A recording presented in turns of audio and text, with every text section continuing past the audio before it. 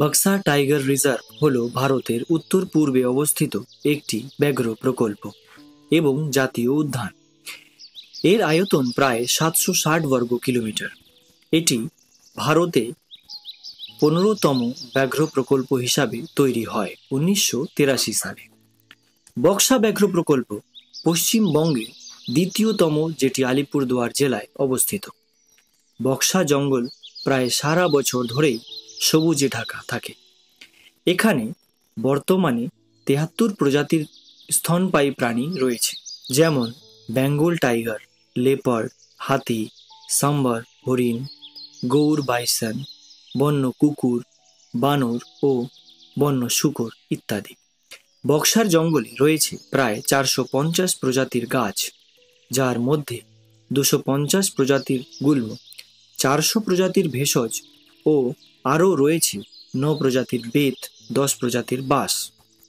Boxer জঙ্গলে সৌন্দর্যের শোভা বাড়িয়ে তোলার জন্য রয়েছে 150-এরও বেশি প্রজাতির অর্কিড ও 100 প্রজাতির ঘাস সহ রয়েছে প্রায় 130 প্রজাতির জলজ উদ্ভিদ।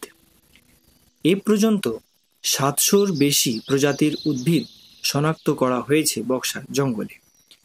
জঙ্গলে প্রায় 284 প্রজাতির পাখি রয়েছে, রয়েছে প্রায় 500-রও বেশি প্রজাতির প্রজাপতিও, নদী প্রায় 10টিরও বেশি। এর মধ্যে যেমন শঙ্খোষ, রায়ডাক, জয়ন্তী, ডিমা, বাসরা ইত্যাদি ইত্যাদি। স্থলভাগের বৈচিত্র্যের পাশাপাশি বক্সার নদীগুলো তো প্রচুর বৈচিত্র্য লক্ষ্য করা যায়, যেখানে রয়েছে প্রায় 65 ধরনের মাছ। অনেক সুনামধন্য পর্যটন ক্ষেত্র রয়েছে এই বক্সা জঙ্গলের মধ্যে।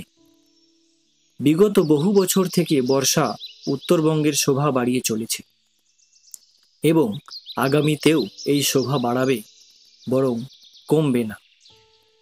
ধন্যবাদ।